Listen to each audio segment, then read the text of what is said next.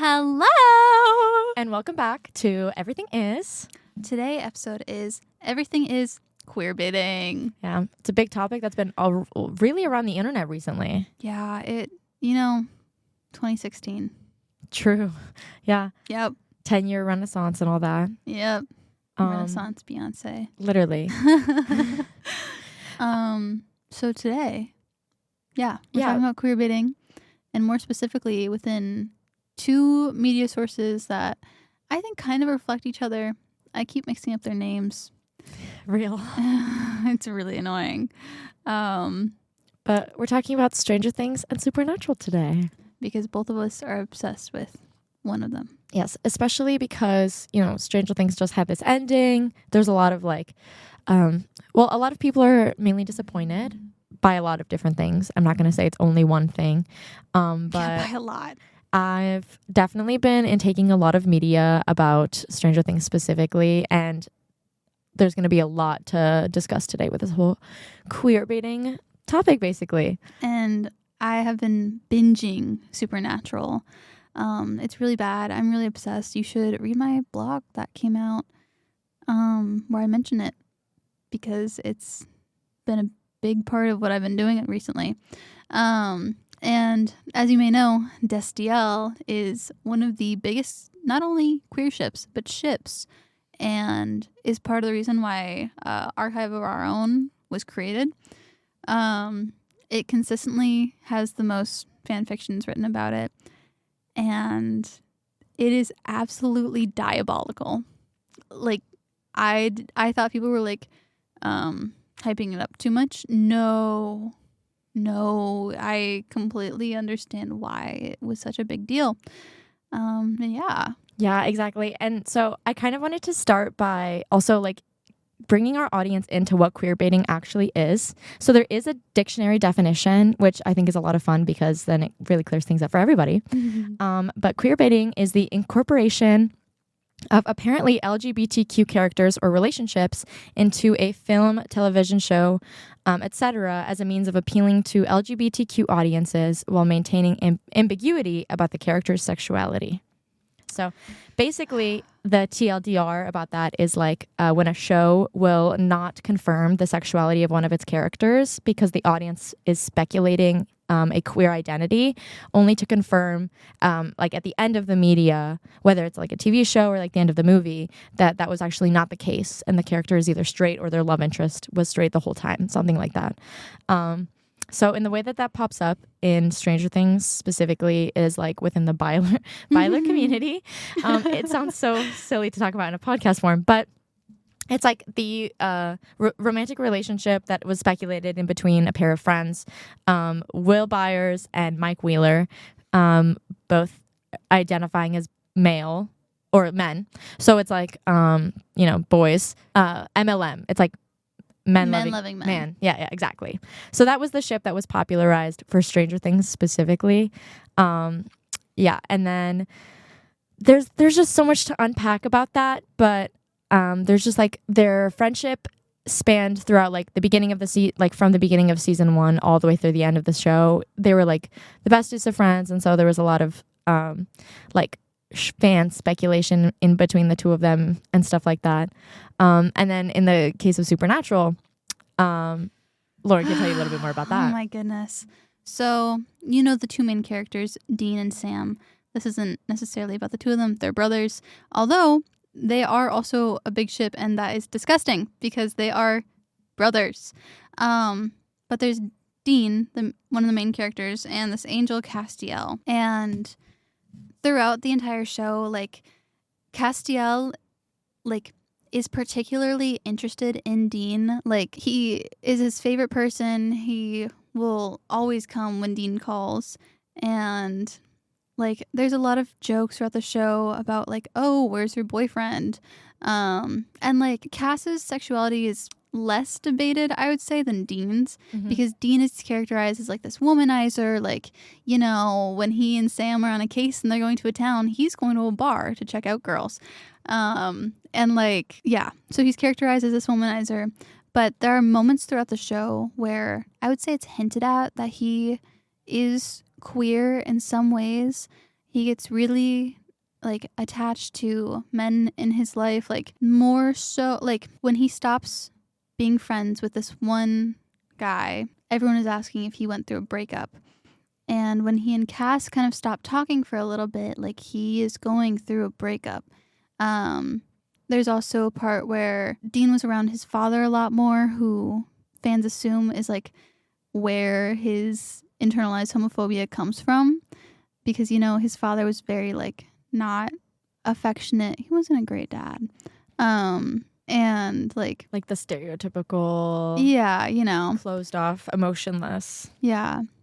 And so like it's kind of a will they won't they throughout the entire show, because it seems so clear, like the way that they're so close and everything, and at the end it's not resolved.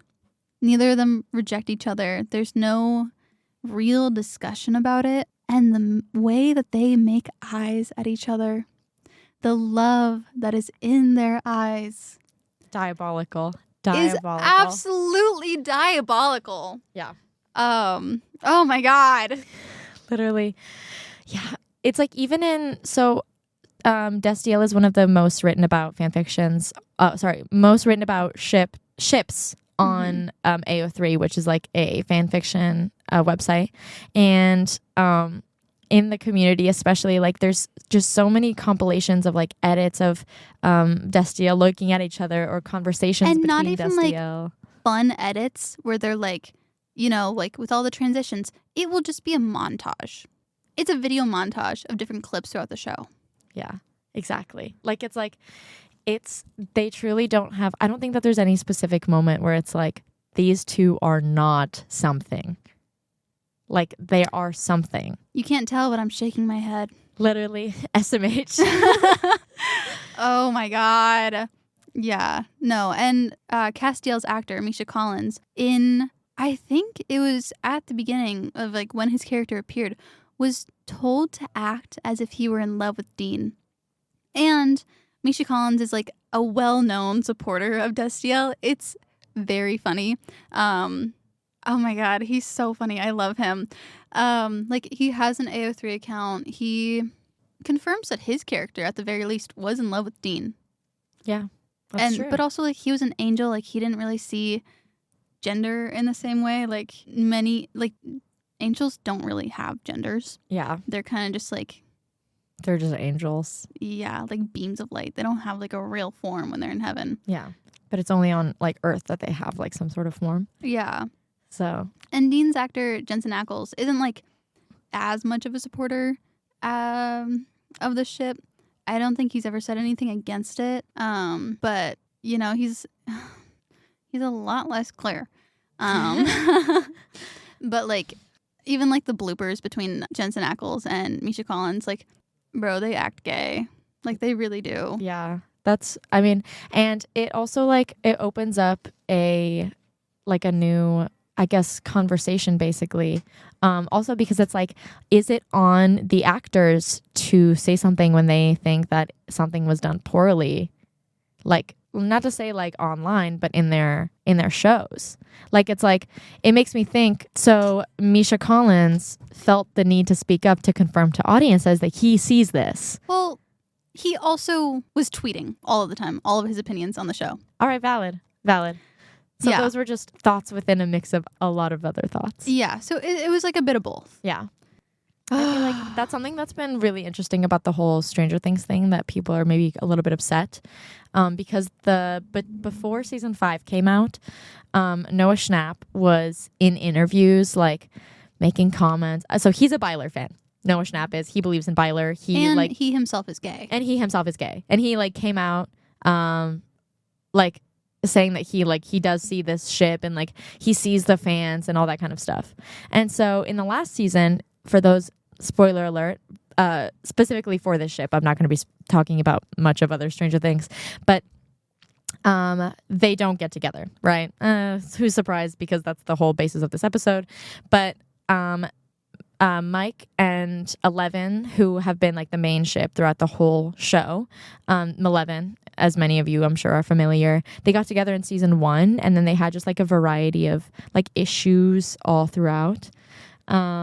And literally it was like, it started as possibly like a confusion where they weren't really confirming whether or not they were in a relationship for the entirety of season 5 until the very end of the show. So it basically started off with like, because season 4 they left it with a lot of ambiguity, which is where I think a lot of fans were expecting maybe a switch up in the relationships that we're seeing on screen, because in season 4 Maleven was having a lot of problems with I love yous, and at the end of the season we couldn't actually tell if they were still together. And Mike was being so mean to 11 Yeah, all of the time and being so like close and buddy with Will again. exactly. And it's like it's just like there's a lot of like analysis, which like if you're interested in this, I genuinely like there's some really good content on YouTube about like all like the specifics of it. I love a YouTube theory analysis it's video. It's so good. I think there's some things that I could do it about. And I would believe that. Yeah. I mean, we have this podcast. Exactly. Literally, it's Clance. Who is yet another example. I think easily on par with Destiel. Keep talking about Stranger Things. Yeah. It's so bad. And then I'm going to talk about Clance. Do it. Literally, okay, so season 2, it's like Mike and 11 they like each other now. You know, they're kind of getting into a relationship. They started like seeing each other. That's when they have the big rain scene where it's like, it's not my fault you don't like girls. Which, by the way, yeah, Mike says that to Will. And then Will bikes home and destroys Castle Byers. And it's supposed to be like the way that they like formulated the scene was like, you know, Mike says, it's not my fault you don't like girls. AKA now we, the audience, know that Will is queer or just like doesn't like girls. This is season 4? Season 2. Oh. Yeah. And then it's like, and then Will destroys Castle Byers, and it's supposed to be like, that's the end of his childhood. Like, that signifies an end of his childhood. But then that's overlooked so instantly. And then they're like they have the crazy together scene. That was season 3. Season 2 was when they had the Ghostbusters, and Will tells Mike that he's going crazy, and Mike says, that's okay, we'll go crazy together, and they hold hands. And they hold hands, guys. And so that's where it started. And then so it's like that those 2 seasons where they were having especially intimate moments was also the seasons where Mike and 11 were just not where they usually were. Like, it's like they were making out, yeah, but like their relationship wasn't actually going anywhere. And then when they actually started making progress, Mike got cold feet, and kind of like it. There's a lot of symbolism in season 4 that shows that like Mike is not actually being himself, and that he's putting on like a facade that who he thinks 11 thinks he should be. So like when he goes to California, he gets a whole new set of clothing because it's not Mike's clothing. This is California Mike, not Indiana Mike. And then it's like the whole, you know. So basically, what I'm trying to say is this like last season. Oh, and I just have one more thing to say about season 4, because Mike and Will have this huge fight in Rinkomania, and the music in the background, by the way, is called Coming Out of the Closet in Rinkomania. And Mike is like, he's been ignoring Will basically the whole time they've been in California. He's like not really being physically affectionate. Why? When they were just holding hands. Yeah, exactly. So it's like, why would he be uncomfortable being physically affectionate to someone that is allegedly just his best friend? Why is he shutting out allegedly just his best friend? And it's like he constantly prioritizes 11 by shutting down Will, which makes it obvious that he can't exist in a universe where they are being held at the same standard. And it's like, if you have a best friend and then a partner, usually those 2 things can be differentiated enough in your mind that you can treat them in different ways. However, in the context of Mike and his like experiences throughout the show, he is constantly putting 11 and Will on similar levels. And so that's what fans were really speculating. And then in season 4, he says, Will asks Mike, what are we? And he goes, we're friends. We are friends. Why would you say that to someone that you weren't thinking anything else about? Yeah, you wouldn't like say reassuring yourself. Exactly. Like you wouldn't say we are friends. And then Will says, I thought we were best friends. Aww. Yeah, exactly. So then there's like that whole, so like there's a lot to go into it. Obviously, there's so many hours of content, but I wanted to say that it was really unfair for the writers to keep it so ambiguous, with season 4 really leading on to like a change in plot, and then season 5 being like, maybe we'll do that. And then they had like those glances at the park, or the conversations with Robin about how like a snowball finally feels like an avalanche. Like in part 1, that would like you would think it would foreshadow that Will is going to have this love that turns from a snowball into an avalanche. But that's not the case. That's not the case. He ends up, basically, he comes out and nothing happens. Mike says that they're best friends, and then Mike and Elle have a kiss in the last like 10 minutes before the epilogue. I was just so floored. And that, my friends, is capital Q queer baiting. Yeah. And like, I feel like it's important to say that usually these characters are like shown to be like really close friends, and you may ask yourself like, oh, what, can guys not just have like a really close friend? Can they not show affection in the same way that other people can? Of course they can, but it's different. It is different because consistently with these characters, they act like, okay, so if it's a guy, he's acting the same with this other male character that he does with his love interest specifically. You can see him having other friends and how he interacts with those friends, but there's always this clear moment where like he cannot have this man in his life and treat him like the same as he treats his other friends, or like he can't have this man in his life while he's seeing a woman. And in like, especially in scenarios like that, it's like the question is asked, would this relationship be viewed differently by the fans if one person in this partnership was the opposite sex? So it's like, would Mike and Will be shipped together more if Mike or Will was a woman? Would Dean or Castiel be shipped together if one of them was a woman? Absolutely. If the answer is yes, then that's kind of your answer. Yeah. And another insane example of queerbaiting is from this little show, Voltron. It's actually a remake of the Voltron that was from, I think, the 80s. And this Voltron came out in, I want to say, 2016, 2017. There are these two characters, Keith and Lance, who were like embodied by the colors blue and red. And if you're into fandoms, if you're into like specifically animated shows, you know like the blue and the red character. You have like Sapphire and Ruby from Steven Universe. You have Korra and Asami from Avatar. Even like Katara and Zuko, is like a very popular ship. Like the red and blue is constantly paired together. And sometimes they become canon. In more recent years, they usually become canon. A lot of it stemmed from Keith and Lance. Wait, okay, can I say blue and red? Ilya and Shane from Heated Rivalry? Absolutely. Yeah. Yeah. And like one of them has like this temper and is like very like maybe more charming, more aggressive, not necessarily in like a mean way, but just like confident, you know.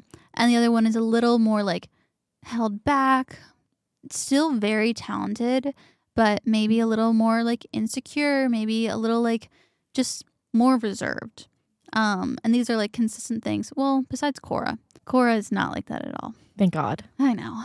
But Keith and Lance is actually crazy. I keep saying this, but that's because the creators of Voltron tease this relationship constantly. Not only this relationship, but Lance's queerness. Because Lance, once again, was described as this like womanizer. He was always charming the ladies, everything like that. He was hitting on Alora, who was like part of their team. And like, there was a minute where he and Alora got together, and it just, neither of them were like really into it, because Alora was in love with this dude Lotor, who like was evil. And Lance just didn't seem into it. He seemed a lot more interested when Keith got back from his Galra mission. God, I miss this show. And like, the creators would tease us a lot, not only within the show, where there was a scene where Keith was literally cradling Lance in his arms, or like Lance's jaw dropped when Keith came back from his mission and like had grown taller, more muscular. He described him as grizzled, which is a really odd thing to say. They kind of had like the enemies to lovers trope going on, but Voltron wanted to like emphasize the diversity that they had in their characters. So they had this one artwork in particular where it was Paige and Alora with this like sign saying like feminism or something. They had Hunk and Keith with a sign that says race. And they had Shiro, a canonically gay character, and Lance holding a sign that said LGBTQ+. That is so obviously trying to put on this, like, right? Yes. Like, and the destruction of Lance's character in general is horrible because from the very beginning he was just, like, kind of cocky guy. Yeah, he had some insecurities and he would play them off by being very like sarcastic and a comedian. But he was so passionate about flying. He wanted this life so badly. And yes, he got homesick throughout part of the show because like family was really important to him. But even then, he was still so passionate about all of these things. He ended the show as a farmer on Earth. He's a Latino character. He ended the show like retired from flying completely, like living a quiet life, which is the exact opposite of anything we've seen from Lance throughout the entire show. And like the artists would draw artwork. The artists on the show would draw artwork of Keith and Lance together. Just that's just like that. It really shows that possibly everyone except for the writers were on their side. There is no explanation for what happened. Because up until probably the last season, because Alora and Lance got together in the last season, and then Alora dies, by the way. Spoiler alert. Yeah, sorry. You know, the show ended in, I don't know. Like 5 years ago. Over. Probably, right? yeah. Probably around, before 2020.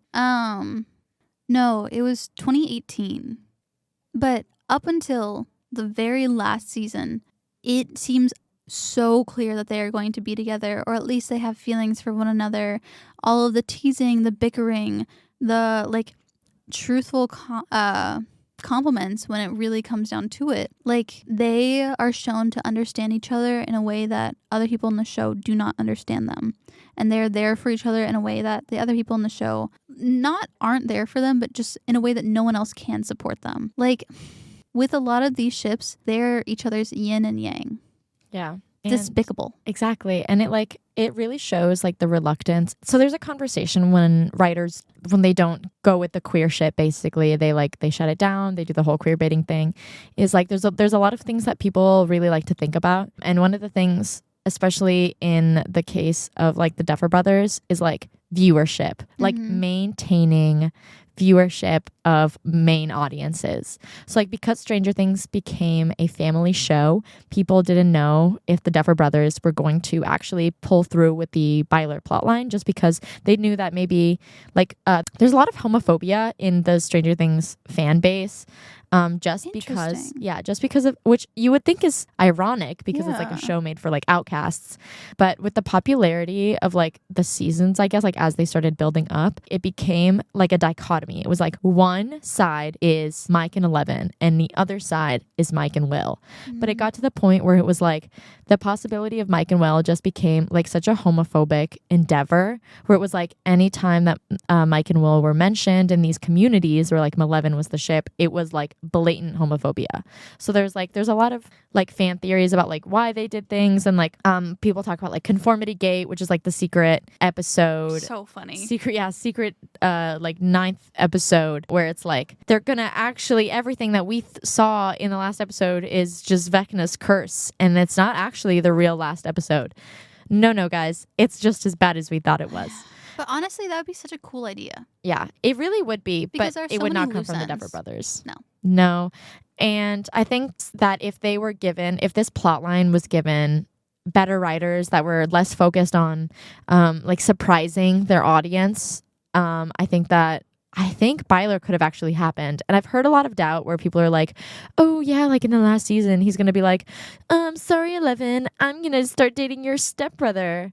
And it's like, but that's not like, AKA my childhood friend, though. Exactly. Like it's like that is such a simplified way of looking at their whole journey together. Yeah. Like it's not your stepbrother. It's his first friend. Yeah. Like, it's like this guy that, like, it's like they've had moments to be intimate. I mean, like, obviously they weren't physically, but like, you know, like emotionally intimacy is just as important. Exactly. And so it's like, I truly believe that Byler didn't happen and that the Malevolent kiss was left for the last episode because of queer baiting. Because so much of the queer community after part 1 came out was expecting some sort of recognition in part 2 of some sort of feelings. And then when that didn't come, I think there was like less and less viewership. But even then, the Duffer Brothers knew that like there was still some Byler hope. And last second, they killed it. Which, you know, now at least we get the opportunity to have a lot of fan rewrites. Yeah. I feel like the fans have been doing a really good job of like giving Byler their time of day, like extending their journey together basically. And like people are saying like there's a lot of now epilogue talk. It's like after the epilogue, there's going to be a lot more like maybe Byler content. But honestly, I 100% believe is because the Duffer Brothers were trying to save viewership because they 100% are making a sequel of some kind. They set it up and it's 100% in within Netflix to create some sort of sequel. You believe that? I truly believe that.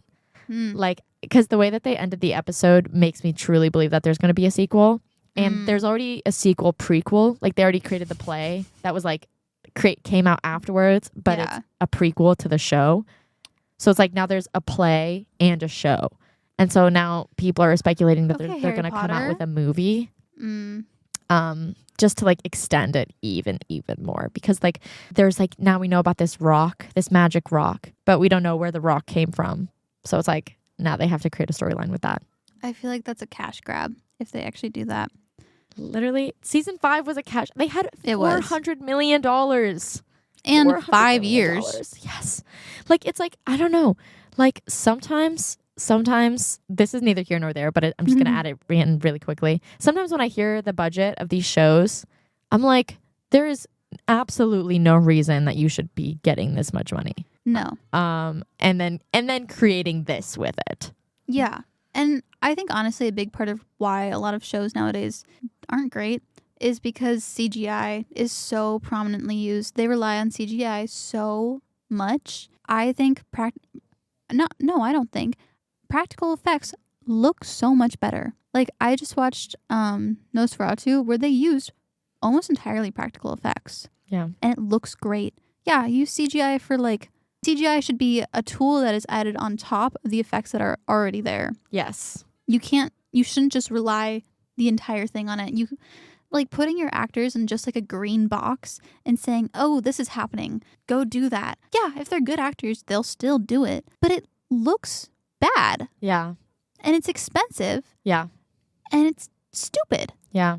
I think that especially with the whole like AI thing now, I feel like there's going to be more and more AI stuff happening, especially with like movie creations, because you know damn well people are going to want to get out like easy peasy lemon squeezy. Yeah. AI actors. They're AI actors. Yeah. And so like it's just only going to get worse from here on out, really. Yeah.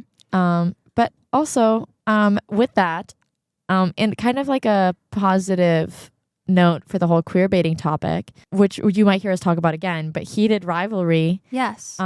Such a step for the queer community, I think. Yeah. Especially with the amount of popularity that show has gotten. Like it's a show about gay hockey players like falling in love like throughout like their season, like throughout like it's like 10 years. Yeah. For 10 years. 10 years of falling in love. Yeah. And right now it's one of the most watched shows. Yeah. And I think that's so beautiful. And yes, there are other shows that have done queer love before. It's not a new thing. Like, you know, Legend of Korra. Yeah. Steven Universe. Even like Adventure Time with Bubblegum and Marceline. And these were all like huge things. Yeah. Also all lesbians. I can't think of any men right now, but I know that there are some. Oh, like Heartstopper. Oh yeah, Heartstopper. Yeah.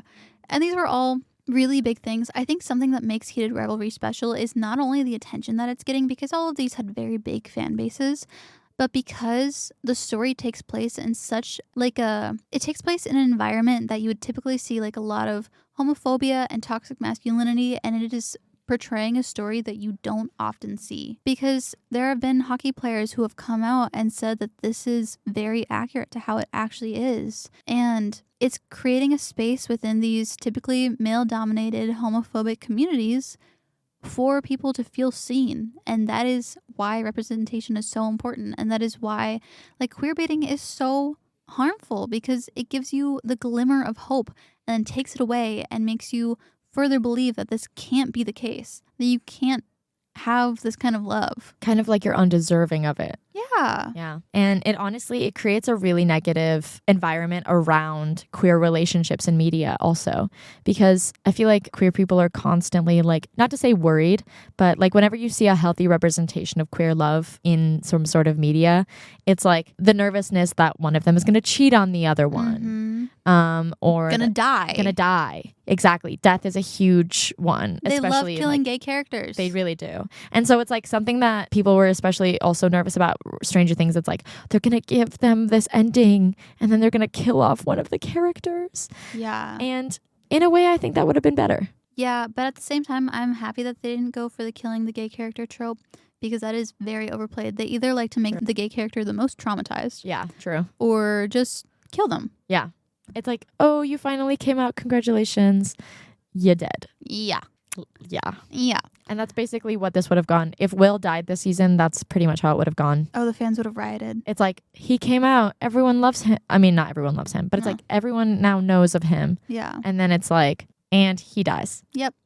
Yeah. And I think that's something really beautiful about heated rivalry is that you watch them fall in love. They're not infantilized. Like, they seem and feel like real people. And even though it's very common for like queer shows to have this couple that's queer be like each other's only family. Yeah. And for a lot of people that is the case. But it's really nice to see that Shane's family loves him so much, because that makes it feel possible for real people. Yeah. Like to know that there are families who love their queer children so much and don't care that they're queer. Yeah. Like embrace their like individuality. Yeah. Like it matters so much to see that. And I think it's also important to show Ilya's struggles with it, because like Russia is not accepting at all. No. You feel horrible for him, and it sucks that like he doesn't get that same hopefulness. He does in a way have his own family. Yeah. And yeah, it's just like it's the difference in like the way that they embrace their queerness and the way that other people embrace their queerness. Yeah. And it feels real. It does. And not in a real way where it's like everything is horrible. This is a taste of reality. This feels like a possible love story. Yeah. Because it is. Yeah, it is a possible love story. It could have happened. We don't know. I'm sure that this has happened. I mean, like athletes have said, like this is typically how these types of relationships go. Even like people who played sports in high school and maybe were seeing one of their teammates, they've said like, yeah, if you're queer, like you guys are hooking up maybe once a year and can develop feelings, and maybe it won't go anywhere. Maybe it does. Yeah. Because there was a lot of like, what do you mean this took place over the course of 10 years? Like, da-da-da. They're only seeing each other like once or twice a year. Yeah. Like it's like 3 months later, sends text message. 3 months later, sends video call. Yeah. Like it's like, yeah. But literally, it makes me have so much hope for the future of queer media, but I'm also well aware that it is the year 2026 and we did just get queer baited. It makes, Stranger Things makes me so sad because, that came out in 2025. Literally last episode came out New Year's. So like January 1st. We should know better. Yeah. And I do believe that a big part of it is probably because of Netflix. Yeah. Because Netflix is not always great with queer characters or representing stories. They do like to make everyone miserable. And like, I wouldn't be surprised if they were part of the reason why season 5 didn't live up to people's expectations. There's a reputation of them doing that. Yeah. Same thing with like when a show gets bought by Disney, and it's all because of money. And I think in today's like political climate in America, places are more scared to show gay love, even though that's what the people want to see. That's what the people want to see. Yeah. That doesn't matter because there's always this like what if of whether or not like this will lead fans away. Even you see this with like celebrities not being as close to the gay community as they used to be. Nicki Minaj. What's up with Nicki Minaj? Taylor Goodness. Swift? Like, people are just really comfortable in going back to conservatism. yeah. And I think right now, especially, it is so important to keep having queer media. And that brings us to the end of our episode. It does. But thank you guys so much for listening to Everything is Queerbaiting. And the next time that you're watching a show where you're like, these two same-sex characters seem to be interested in one another, really see where that happens. What do the writers do with it? Does it come fulfilled? Is there any sort of ending? You'll never know. And neither will we. Neither will we. We love you guys, and right. we'll see you for our next episode. Goodbye. Mwah.